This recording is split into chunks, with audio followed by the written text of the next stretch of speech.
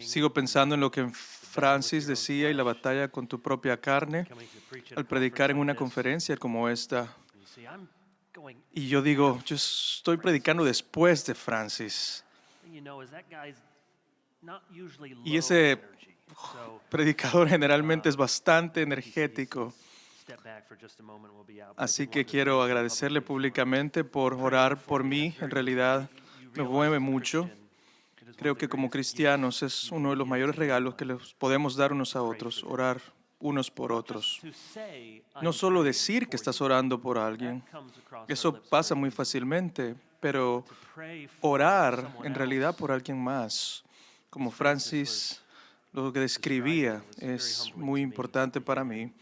Así que saber que alguien está orando por mí de esa forma intensa, a veces no oramos ni por nosotros mismos, cuanto más cuando oramos por otros.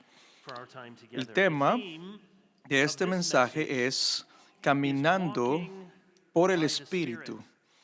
Y mi propósito en este mensaje es que usted y yo podamos y caminemos por el Espíritu y también que estemos mejor equipados para guiar a nuestra gente, aquellos que han sido encomendados a nosotros a que hagan lo mismo. Es decir, mi propósito no es simplemente información, aunque habla información, pero no simplemente contestar preguntas, aunque haremos algo de eso también. Mi principal propósito es acción, obediencia. Eso que hagamos lo que Gálatas 5:16 nos manda.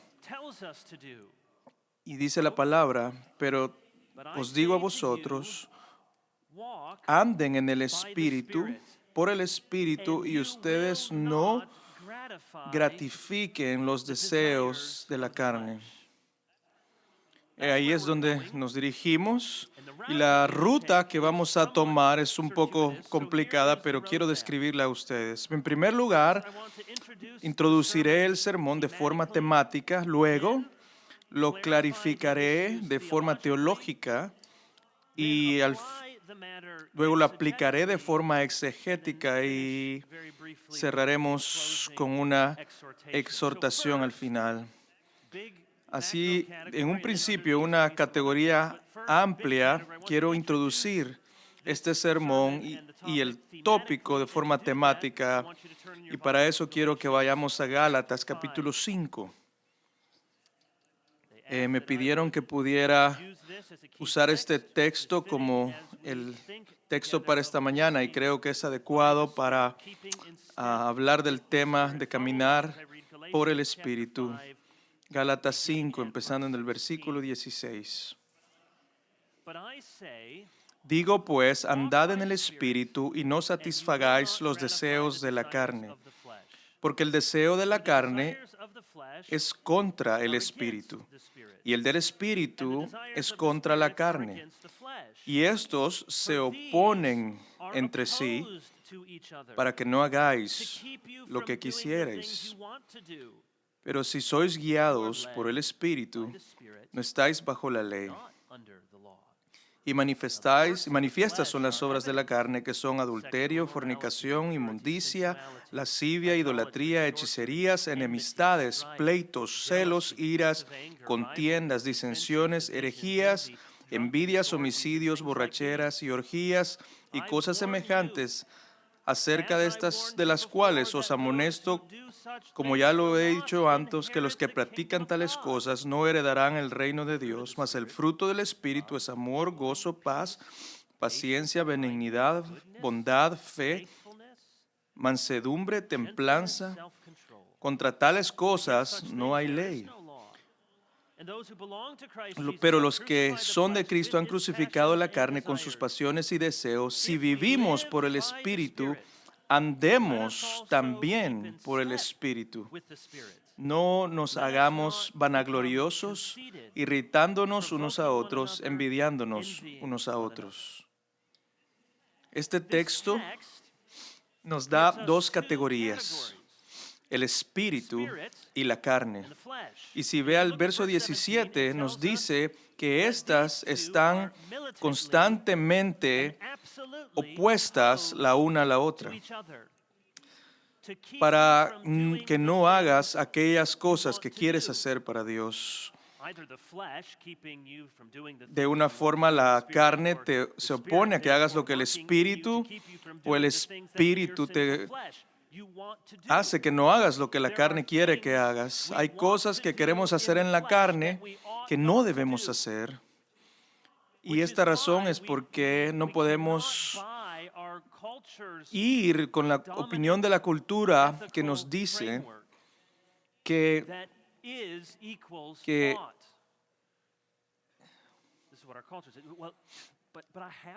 si tú lo deseas, debes de hacerlo. Nuestra cultura dice, tengo estos deseos y por lo tanto debo de hacerlo. Algunos dicen, ¿por qué me daría Dios estos deseos si Dios no quiere que los complazca? Si no, no me los hubiera dado. No estaría atraído a alguien del mismo sexo. No tendría esos deseos sexuales como soltero si Dios no hubiera querido que lo tuviera. Pero aquí leemos, pero hay cosas que quieres hacer que no debes hacer. En una esquina está el espíritu.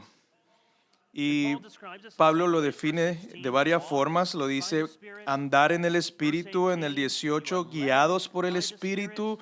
En el verso 25, viviendo por el espíritu, andando en el espíritu. Yo creo que aunque hay pequeñas diferencias, algunos verbos se escriben esto más activamente o pasivamente, pero en general son sinónimos para decir que somos controlados por el Espíritu. Pablo usa este lenguaje cuando intercambia estas metáforas en varios pasajes, como Efesios 5. Usa el lenguaje de ser llenados o el lenguaje de ser guiados, que significa la misma cosa. Es más, el pasaje de Efesios 5, que crea bastante controversia a veces. ¿Qué significa ser llenado por el Espíritu? Hay claridad cuando entendemos que Dios está hablando de las tres personas de la Trinidad. En Efesios dice que seamos llenos de Cristo. En Efesios también dice que seamos llenos de la plenitud de Dios. Y luego en el capítulo 5 leemos que seamos llenos del Espíritu. Es decir, no somos llenos del Espíritu solamente, sino que somos llenos del Espíritu de Cristo, y que quien es la imagen de Dios. El Espíritu nos llena de tal forma que seamos marcados por el carácter de Dios y la santidad, de tal forma que caminar en el Espíritu, o ser guiado por el Espíritu, o vivir en el Espíritu, es tener un carácter controlado por el Espíritu. Tiene que ver con nuestra personalidad, no tiene que ver con si eres espontáneo o no, pero más aún ser controlado por el Espíritu a tener un carácter como el de Cristo. Eso significa andar en el Espíritu, llevar en tu vida las marcas de estar controlado por el Espíritu de Cristo. A esto debería ser claro del pasaje en el que estamos escribiendo, en el que Pablo describe cómo es esto de caminar el Espíritu. ¿Cómo sabes que si estás andando en el Espíritu? Yo soy completamente abierto a la intuición y a todos los sentimientos que pueden venir por la llenura del Espíritu. Para mí es completamente correcto, pero al mismo tiempo tenemos que estar conscientes de no leer en el texto nuestra propia idea de lo que significa ser guiados por el Espíritu. Y Pablo explica que todo esto significa llevar los frutos del Espíritu. ¿Cómo entonces sabes si estás andando en el Espíritu? Y la respuesta es estar marcado por el amor, por la paz, por la fe, por el autodominio. crucificar las obras de la carne. Así que en una esquina está el espíritu, por decirlo así, y en la otra esquina está la carne. Y él dice en el versículo 19 y 21 que las obras de la carne que son evidentes, debería haber un sentido en nosotros de que hay algo correcto y algo equivocado.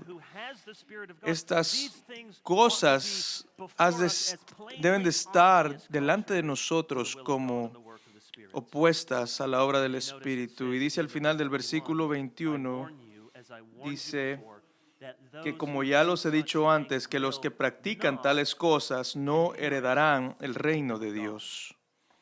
Así que tenemos dos rivales, el Espíritu Santo y la carne.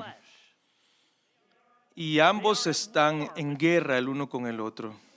Y tú y yo estamos siendo engañados y vivimos nuestra vida ignorando que hay un gran conflicto y una guerra y que hay diferentes resultados, una trayectoria diferente. Si caminamos con el Espíritu, este camino es aquel que lleva a la vida eterna. Efesios 1 del 13 y 14 habla como el pago de nuestra herencia que hemos de recibir como hijos de Dios. Así que si tenemos el Espíritu Santo, está garantizado que tú heredarás la vida eterna y que vas a heredar la vida del reino. Y en contraste, si no estás controlado por el Espíritu, si no estás caminando con el Espíritu, sino el opuesto, entonces hay garantía de que estás esclavo en la carne y tú no heredarás el reino de Dios. Pastores están predicando esto a su gente. Pablo dice, les advierto como les advertí antes. Muchas veces cuando hablamos de sexualidad en nuestras iglesias, hablamos de géneros, de matrimonio, y probablemente la gente dice, ¿por qué hablas solo de este pecado? Ellos pueden pensar que a veces no hablamos del pecado mucho. Pero Pablo habla de que es una cosa crítica el hecho de que seas controlado por el Espíritu o por la carne. Por lo tanto, hay mucho en juego en esta verdad. No puedes exagerar lo que está en juego cuando hablas de que si estás caminando en el Espíritu o caminando en la carne. No puedes exagerar la importancia de este tema cuando caminan en el Espíritu o en la carne. Ese contraste es claro en el texto. Y Pablo lo hace claro cuando dice que ambos se oponen el uno al otro y nos llevan a diferentes destinos eternos. No obstante, algunas veces evitamos las implicaciones de textos como estos y tratamos de mantener una posición teológica, y particularmente estoy hablando de lo que enseñamos y de lo que creemos. Y ahora quiero hablar un poco acerca de cómo hacer claramente esto de una forma más teológica. Hay dos temas teológicos aquí. El primero, algunas veces creemos de una forma sutil, o a veces aún lo enseñamos de una forma explícita, que las buenas obras, que la obediencia a Cristo no es necesaria para la salvación. Algunas veces creemos, algunas veces lo enseñamos, a veces pensamos que es la fuente de la doctrina reformada.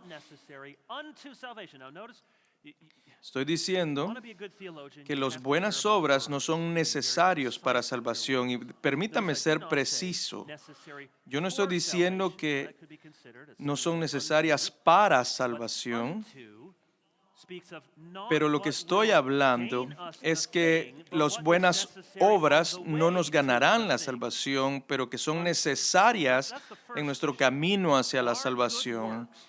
Todas las buenas obras, la obediencia comprada por Cristo es necesaria en el camino en nuestra salvación. Y en segundo lugar, a veces creemos o enseñamos que las buenas obras, la obediencia comprada por Cristo, pensamos no es posible. Así que permítame hablar de estos temas teológicos. En primer lugar, la necesidad de las buenas obras para el cristiano. Cuando insistimos en la necesidad de las buenas obras, no nos referimos a venir a ser legalistas o un neonomiano. Déjeme hablar de uno de mis preferidos teólogos. Él es quizás, probablemente, el más preciso, uno de los más precisos profesores de teología en la Reforma, y él hizo teología muy polémica, y dice él: no obstante que reconocemos la necesidad de las buenas obras en contra de los epicúreos, no confundimos la ley y el evangelio que interfieran en la justificación de la fe sola. Las buenas obras son requeridas no para vivir de acuerdo a la ley, pero son necesarios porque vivimos por el evangelio, no como la causa sobre la cual la vida es dada a nosotros, pero un efecto que testifica de que la vida nos ha sido dada. Déjeme leerlo nuevamente. Las buenas obras son requeridas no de acuerdo a la ley, pero por el evangelio. Estas buenas obras son efectos y testifican de que la vida nos ha sido dada. Esto a veces deja a los cristianos perplejos, porque algunos dicen las buenas obras no son necesarias, nos cuesta entender los imperativos en el Nuevo Testamento, y algunos piensan que si decimos que las buenas obras son necesarias en la salvación, ¿cuántas buenas obras entonces necesito? ¿Cuántos puntos necesito ganar para ser salvos? Pero eso es no lo que significa cuando la palabra dice en Hebreos que perseguid la santidad sin la cual nadie verá al Señor. Y eso es no un perseguir una santidad por una santidad posicional o definitiva. No es un pasaje de santificación.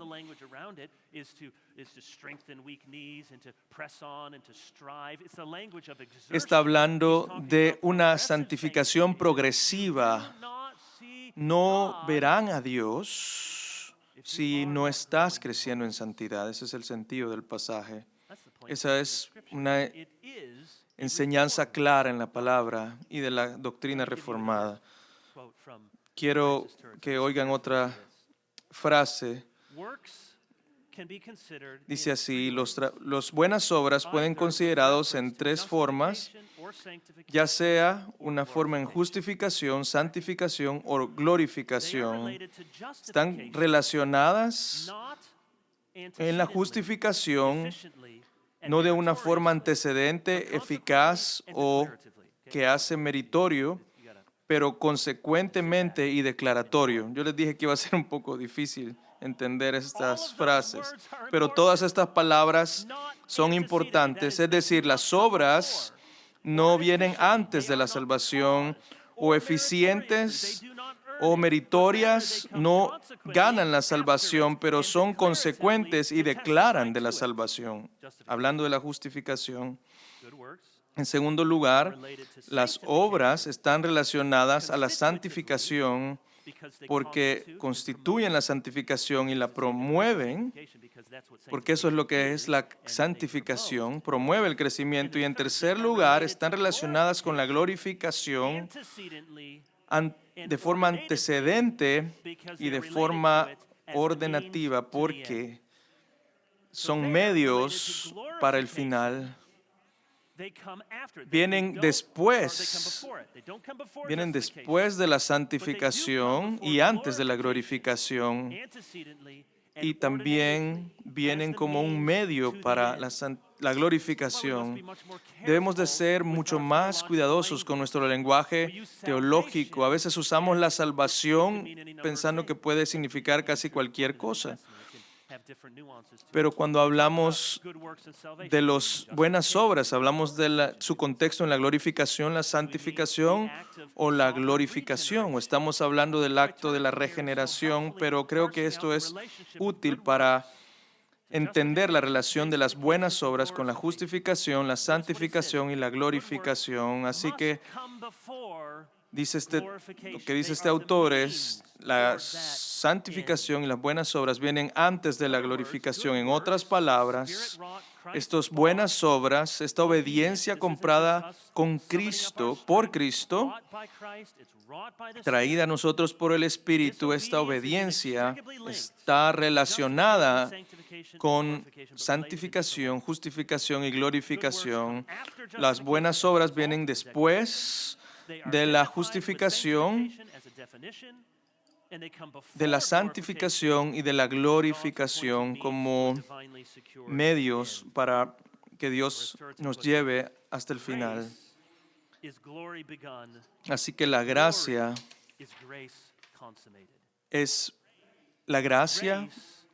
cuando la gloria comienza.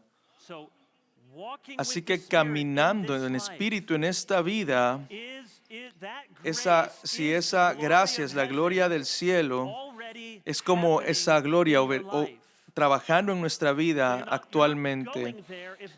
Así que nadie va a ir al cielo si esto no está pasando en su corazón.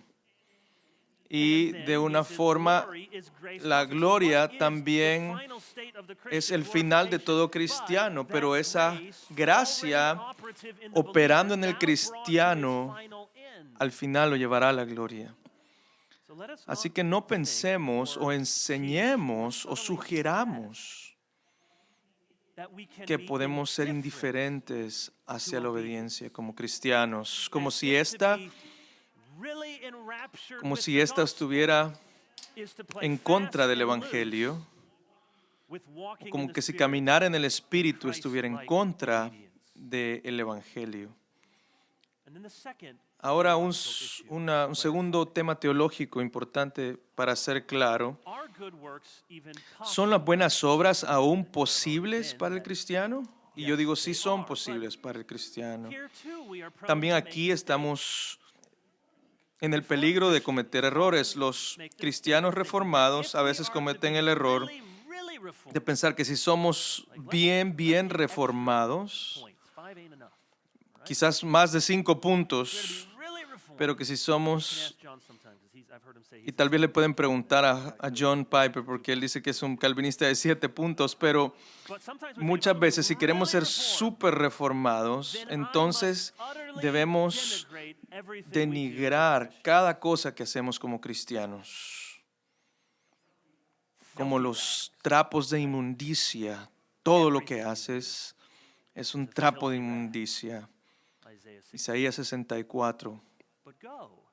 Pero ve a Isaías a 64 y verás que Isaías habla antes de eso, habla de las cosas que haces como la justicia, y después cuando habla de los trapos de inmundicia, está hablando de cómo podemos ser hipócritas a veces. Esa es la justicia a la que Dios está condenando, que simplemente te vistas para la iglesia, que pones $20 en la ofrenda, que sabes cómo parecer bien el domingo. Ese tipo de justicia, esa obediencia hipócrita, dice el Señor, no me sirve.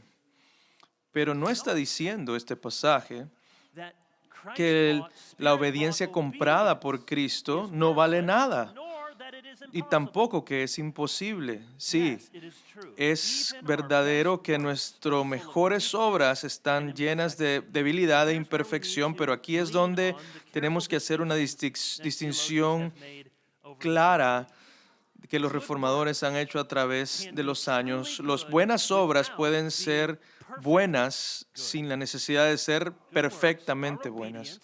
Las buenas obras, nuestra obediencia, pueden ser genuinamente buenas, aunque no estén de una forma perfecta. Hemos probado antes, dice Turretin, hemos probado, que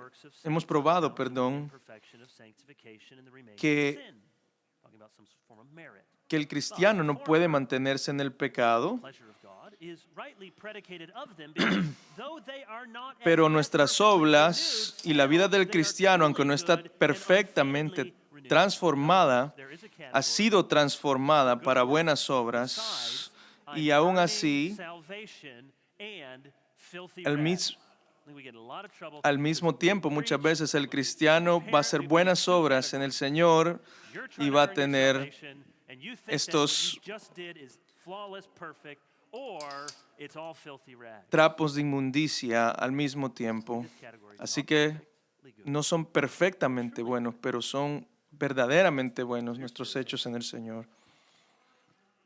Nuestra afirmación que todas las obras no están completamente limpias, pero aunque afirmamos que no podemos obtener esa perfección, aún así mantenemos que las buenas obras son buenas delante de Dios, y si son llamados pecados deben ser entendidos como pecados accidentados, pero no malos en su propia naturaleza. Así que la forma en la que nuestras buenas obras son es que nunca van a ser perfectas, pero la cosa hecha por un cristiano nacido de nuevo puede ser una cosa verdaderamente buena delante de Dios.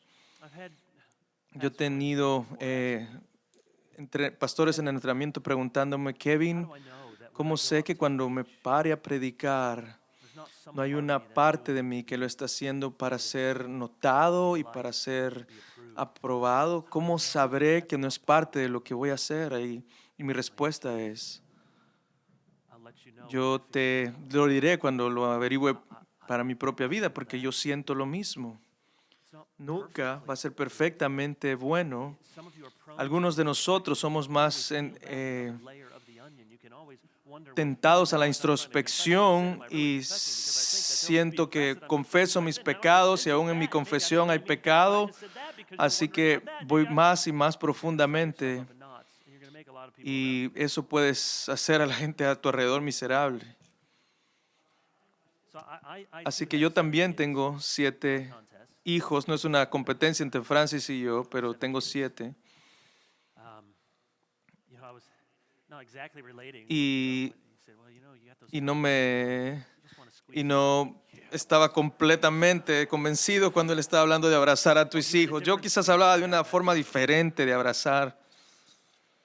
Así que mis hijos les encanta hacer después de la iglesia: papá, que podemos ir a tu oficina, porque mi oficina, mi estudio, tiene dulces por todos lados. Así que hay muchas jarras de dulces, de Skittles, de Snickers, que los administrativos me ponen ahí para mis hijos muchas veces, así que les encanta. Y mi esposa me dice: no los dejes entrar a tu oficina. Así que usualmente lo que pasa es que 3 niños están conmigo y otros 4 se pierden y llenan sus bolsas de dulces. Y tenemos una van grande para 10 personas, así que 3 de ellos tienen dulce y otros 4 no tienen. Así que esa es una buena receta para santificación. Y yo quiero dulce, él tiene tantos. Así que la semana pasada yo les dije, por favor, ¿podrías compartir uno de tus 14 chocolates? Y yo me acordé yo me acuerdo quién de ellos me dijo, está bien, y le dio uno a su hermana. ¿Y cuál era, creen ustedes, la intención de esa obediencia? Yo estaba bastante agradecido por que por lo menos quiso compartir. Eso fue bastante agradable para mí.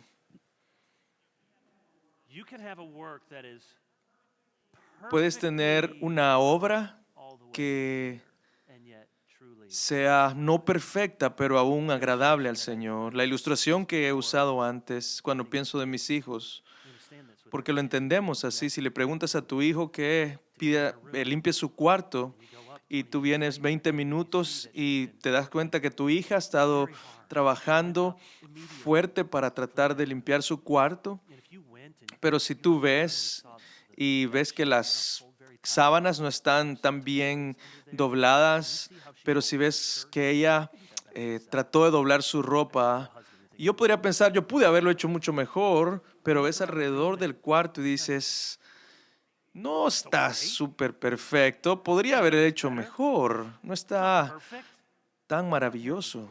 ¿Qué tipo de padre serías si si tú trataras a tu hijo así?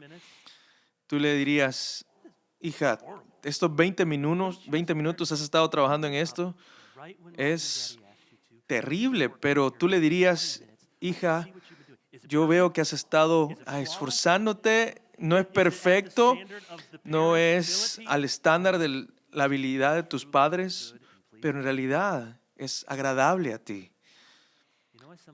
Algunos de nosotros estamos a veces temerosos de hablar acerca de la santidad porque pensamos que no es posible, agradar a nuestro Padre Celestial. Las buenas obras de los cristianos pueden ser verdaderas buenas obras, aunque la forma en la que la hagamos sea imperfecta. Hay una distinción entre verdaderamente bueno y perfectamente bueno. Así que podemos pensar a veces de forma equivocada de la santificación. Sería maravilloso que mientras enseñamos y a caminar con el Espíritu estas cosas, introduje las cosas de forma temática, los he tratado de hacer claros de forma teológica y ahora quisiera que pusiéramos nuestra atención en tratar de ver esto de forma exegética. Y así que quiero que vayan conmigo a Primera de Juan, capítulo 3. Así que esto es interesante. ¿Cómo entonces el Espíritu Santo hace esto? ¿Qué rol tiene el Espíritu Santo en nuestras buenas obras? Porque seguramente Galatas dice, caminen en el Espíritu, y esto significa ser como Cristo, pero probablemente esto significa más que ser bueno y portarse bien. Pero hay una forma en la que el Espíritu se involucra y queremos ver cómo es que esta obediencia enraizada en el Espíritu funciona. Así que le daré dos palabras: poder y luz. El Espíritu nos da fuerza. Francis leyó ese pasaje esta mañana en Efesios capítulo 3, que fortalece el hombre interior, nos da el poder para hacer cosas que no podríamos hacer en nuestras propias fuerzas. Ese es el trabajo misterioso del Espíritu. No era capaz de perdonar, no era capaz de salir de ese sitio de internet, pero ahora puedo porque el Espíritu está en mí, me da poder para hacerlo, y luz también. Primera de Juan 3, Juan 3:20, dice que los hombres no vienen a la luz porque la luz expone las obras de la carne. La luz expone la tiniebla. Así que yo creo que andar en el Espíritu es, como dice Juan, caminar en la luz, y en una de las formas en las que el Espíritu hace posible que caminemos con Él es al poner luz, al iluminar nuestro pecado. Cuando Jesús habló en el aposento alto, dijo que el Espíritu les iba a revelar cosas a ellos acerca del pecado y la justicia y el juicio. Él les enseñará, Él les dará luz, Él les dará perspectiva de realidades espirituales, dándoles luz y poder para tener la fuerza para vivir una vida como Cristo. Así que miren estos versículos. Primera de Juan, capítulo 3, empezando en el versículo 4.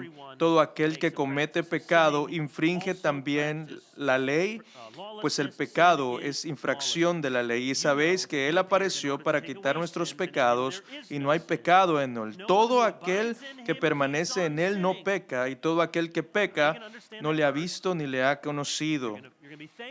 Y todo aquel que ha leído estos versículos dice, no es perfectamente bueno, pero bueno sí.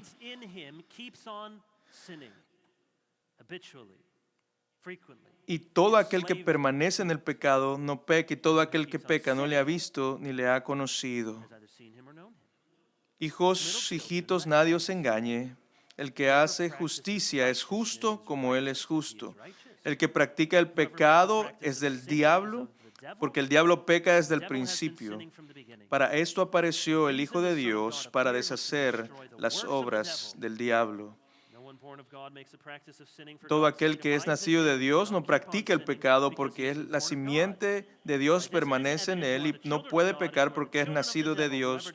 En esto se manifiesta los hijos de Dios y los hijos del diablo. Todo aquel que no hace justicia y que no ama a su hermano no es de Dios. Juan no está esperando que el cristiano estará marcado por la ausencia completa del pecado. Ya lo leímos en el capítulo 1, dice que hay que confesar nuestro pecado. Así que Juan no está asumiendo que como cristiano nunca vas a pecar, pero sí está operando con el entendimiento que si eres un cristiano, tu trayectoria, tu progreso va a ser marcado por un crecimiento constante en santificación. Lo que Juan tiene en mente no es la imposibilidad del pecado para el pecado, pero sino la incongruencia del pecado. No que es imposible pecar, pero que es incongruente el pecado con la vida cristiana. Todos nosotros caemos, nos arrepentimos y caminamos con Cristo. Los verdaderos cristianos nunca se entregan al pecado completamente. Lo que vemos en estos versículos, aunque no es explícitamente hablando del Espíritu, es un buen ejemplo de las cosas que el Espíritu debe revelarnos para que caminemos en obediencia. Así que déjenme darle de estos versículos 5 razones por qué un verdadero creyente no hace de la práctica del pecado su vida. O si usted quiere, 5 cosas que el Espíritu Santo hará y nos mostrará para que caminemos en el Espíritu. En primer lugar, un cristiano verdadero no se mantiene pecando por la naturaleza del pecado. Lo que dice en el versículo 4, dice, el pecado es infracción de la ley. No solamente rebelión, sino que es una violación de la ley santa de Dios, es una rebelión espiritual. Las personas algunas veces dicen, soy espiritual, me gusta Jesús, quiero tener una relación con Dios. La religión es todas estas reglas.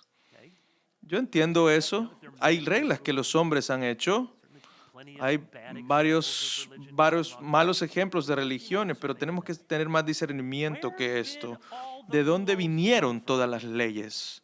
Por lo menos las que están en este libro. Ellas vinieron de un rey. Ellas vinieron de Dios. Estas reglas vinieron de Dios. Así que pecar es decir, Dios, no confío que tú tomes las decisiones en mi vida. Yo no confío en que tú quieres lo mejor para mí y no me gustan los mandamientos que me has dado. Así que no me importa el Dios que me ha dado estos mandamientos. Tú puedes decir, yo quiero una relación, pero sin tener las leyes. ¿Cómo funcionaría eso con tu esposa, por ejemplo?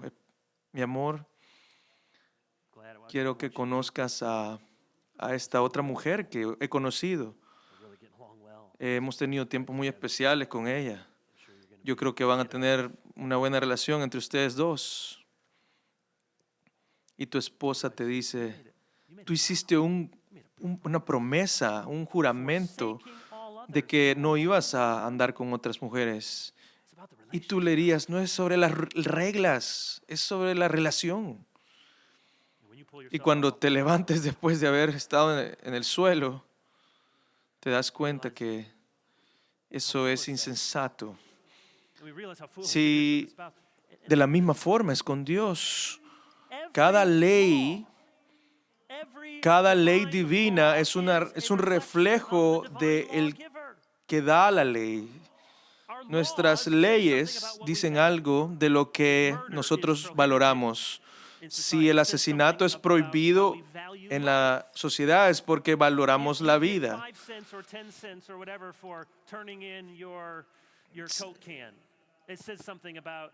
Si damos dinero cuando reciclamos es porque es importante para la sociedad. Si hay impuestos para construir carreteras es porque son valoradas. Las leyes reflejan el carácter de un Dios moral que creó el universo. Es decir, no puedes odiar las leyes sin odiar al que dio la ley. Y el Espíritu abre nuestros ojos para decir, no son simplemente cosas sencillas. Yo tengo una relación con Dios, pero las leyes no son importantes. Jesús dijo, si vosotros me amáis, te sentirás abrazado todo el tiempo. Jesús dijo, si me amas, guardarás mis mandamientos. Y el afecto que tienes hacia Cristo te llevan a guardar esos mandamientos, y guardar los mandamientos te ayuda a guardar esa comunión y afecto con Él. No los separes.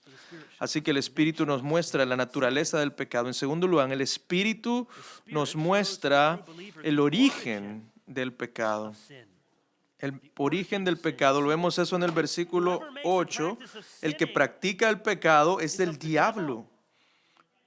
Y el versículo 10 dice, en esto se manifiestan los hijos de Dios y los hijos del diablo. De la misma forma, aquellos que practican la justicia pertenecen al justo, los que practican la maldad pertenecen al malo. El pecado no es ninguna cosa pequeña, el pecado es lo que el diablo hace. Cuando tú y yo pecamos, estamos en el terreno de Satanás. Cuando haces del pecado una práctica, uno puede solo concluir que tú eres de Satanás. Así que el versículo 10 divide a las personas en dos familias, los hijos de Dios y los hijos del diablo, y una de las distinciones para saber quién es quién practica el pecado. ¿Ves lo que Él quiere, el Espíritu? Él quiere que veamos la maldad del pecado. Una historia se cuenta de que cuando estaban amenizando a Crisóstomo, le dijeron, dile que no temo nada sino el pecado.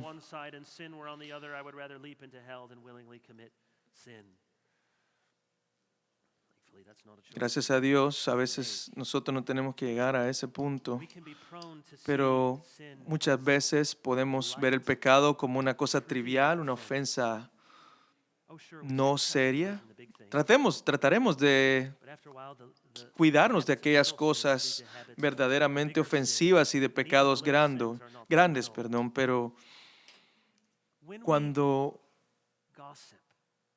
decimos chismes, cuando estamos amargados contra alguien, cuando vemos a alguien con lujuria, estamos haciendo el trabajo del diablo. Jesús dice en Juan 8, Él ha pecado desde el principio y cuando nosotros pecamos, continuamos el trabajo del Satanás en el mundo. Eso es lo que el Espíritu quiere que veamos. La naturaleza del pecado, el origen del pecado. En tercer lugar, Él quiere que veamos la persona de Cristo. Veamos el versículo 6. Dice, todo aquel que permanece en Él no peca, todo aquel que peca no le ha visto ni le ha conocido. El que practica justicia es justo como Él es justo. Y el versículo 10 dice, el que practica la justicia es de Dios. Y me gusta el tema de esta conferencia, el Espíritu, el trabajo del Espíritu Santo que exalta a Cristo. El Espíritu Santo nos muestra que Cristo es justo y que nosotros permanecemos en Él. Aquel que no peca, Jesús. El Espíritu glorifica a Cristo. El Espíritu viene para abrir nuestros ojos a que veamos más de Cristo, porque necesitamos saber quién es Él, cuán puro Él es. ¿No es el argumento que Pablo está haciendo a los corintios? ¿Quieren unir a Cristo a una prostituta? Es una imagen provocativa. Usted está diciendo, ustedes están unidos con Dios, con el Santo de Israel, y tú vas a llevar a Cristo de la mano y decirle, ven, sígueme a través de esta cortina y mira conmigo a esta mujer. Ven, Cristo, siéntate en mi escritorio mientras yo veo estos sitios de internet o estas revistas o este show en la televisión. Ven conmigo, Cristo, mira conmigo. Estamos supuestos a sentir el escándalo de esta. ¿Cómo podríamos traer a Cristo a una prostituta? ¿Cómo podríamos traer a Cristo a algunos de nuestros pecados? Recuerda, tu unión con Cristo es una de las más importantes motivaciones éticas en el Nuevo Testamento, en los lugares celestiales estamos unidos con Cristo, estamos sentados con Él. ¿Por qué vivirías como un diablo en la tierra? Eso es lo que eres, un hijo de Dios. Ahora crece hasta llegar ahí. Una de las cosas más importantes de las que mi padre me diría cuando estaba pequeño, él viajaba mucho en misiones y él me decía, o a mi hermano nos decía, cuando yo no esté, tú tienes que ser el hombre de la casa. Y yo diría yo estaba como 10 o 12 años y yo pensaba ¿cómo es que mi mamá podía hacer las cosas por sí sola? Yo decía, yo de 10 años. Y yo le digo eso a mis hijos hoy. Cuando yo me voy, tú tienes que ser el hombre de la casa. Es decir, tú tienes una posición en esta casa. Pero aunque seas un niño, pero ellos empiezan a sentirse como que, sí, es cierto. Y cuando alguien viene a esa puerta, tú tienes que atacar con tu Nerf o algo. Sé quién eres en Cristo. Aunque no estés ahí, aunque no hayas llegado ahí, crece y sabe a quién estás unido. Tú estás en Cristo y Cristo está en ti como el puro y santo. Así que en cuarto lugar, tienes que saber la obra de Cristo. El versículo 5 dice, y sabéis que Él apareció para quitar nuestros pecados. Y también el versículo 8, la segunda, para esto apareció el Hijo de Dios, para deshacer las obras del diablo. Para eso vino Jesús, para quitar el pecado, para destruir las obras del diablo. Cuando pecas, estás literalmente luchando en contra de la obra de Cristo. La característica de Satanás es el pecado. La característica de Cristo es salvarnos del castigo del pecado y del poder del pecado. Y el Espíritu quiere mostrarte que un Cristo que es poderoso para salvar. esta obra es para la que Él vino. Estás peleando con esa tentación. Esa es por la razón por la que Cristo vino. Eso es lo que Él vino a destruir, las obras del diablo. Hay poder en Él, en Cristo. Amo la historia del Lord of the Rings, del Señor de los Anillos. Y saben que soy un pastor un poco nerd. Jason ha dicho que yo soy un poco hip y no creo que esas dos cosas puedan juntarse. Pero amo la historia del Señor de los Anillos y las dos torres. Y me encanta cuando Gandalf le dice a otro de los personajes al final de una gran batalla a través de la noche, y él le dice, mira, espera por mi venida en el quinto día a la mañana.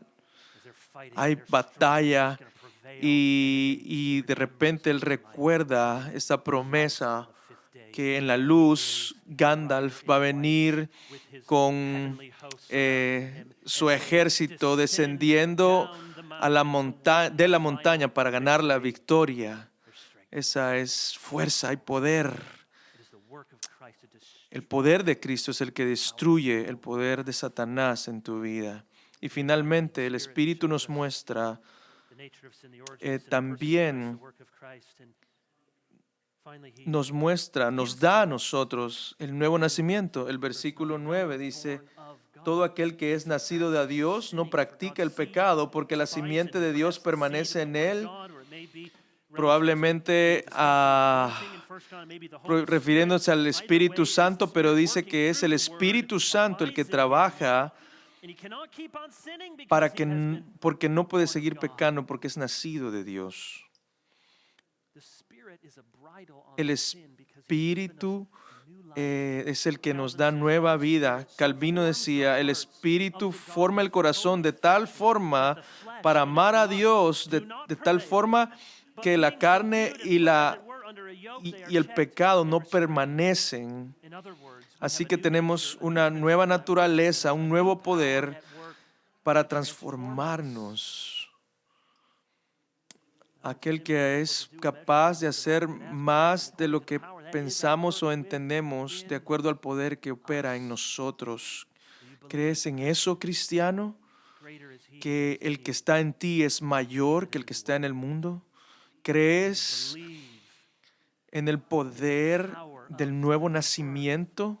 Tú no eres el mismo hombre, tú no eres la misma mujer que alguna vez fuiste, no la misma. Diferente poder. Tienen un principio diferente en ti porque tienes la persona de Cristo por el Espíritu Santo obrando dentro de ti.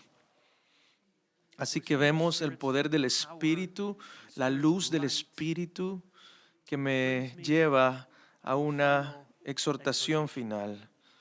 Y esta es una conferencia para pastores, para líderes de ministerio. Así que mi exhortación para ti, a la luz de lo que hemos visto en este pasaje, quisiera exhortarte a esto.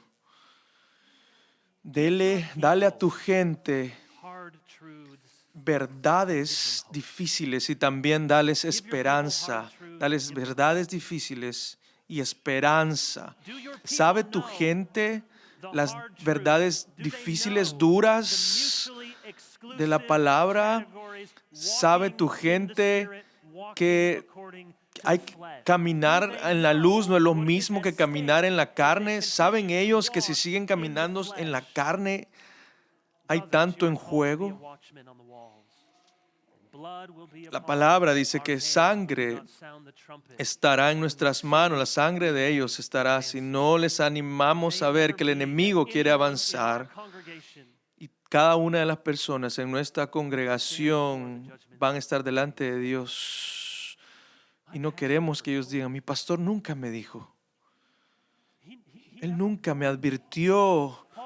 Pablo dijo a los colosenses, yo les advertí una y otra vez. Advertir a la gente es amarles. Yo quiero a mi iglesia que en mi iglesia que nadie diga, Él nunca me advirtió. El Espíritu Santo, amado predicador, hace su trabajo a través de tus palabras. Así que trae luz, expone el pecado, promueve a Cristo. El Espíritu Santo va a obrar. Así que dale a tu gente verdades duras y dales esperanza. No una o la otra. Muchos pastores hacen solo una o la otra. Algún sermón que solo es como para regañar, pero otro sermón va a decir, no, vas a estar bien, no te va a pasar nada. Usa ambas. Déjales saber lo que es posible por el poder de Dios. Déjales ver que tienen un Padre celestial si ellos permanecen en Cristo. Este Padre está por ellos, no en contra de ellos, y su poder está obrando en ellos y por lo tanto Él puede causar obediencia en sus corazones y aunque no sea perfecta, Él estará complacido. Así que no queremos que nuestra congregación sienta que están bajo el ojo de un Padre furioso al que nunca pueden complacer. Y ellos dicen, yo sí, algún día voy a llegar al cielo, pero mientras tanto, no mires, Padre. Hay una batalla en contra del mundo, de la carne y el diablo. Y debemos llamar a nuestra gente a pelear. Porque cada cosa está en contra de ellos, diciéndoles, baja tus armas, bebe, disfruta, camina de acuerdo a tu propia carne, haz todo en la cultura, les dice que hagan lo que sientan hacer y el Espíritu dice, no lo hagas. Así que en contra del mundo, la carne y el diablo debemos decir con el apóstol Pablo, inspirado por Dios, pero yo os digo, andad en el Espíritu y no satisfagáis los deseos de la carne.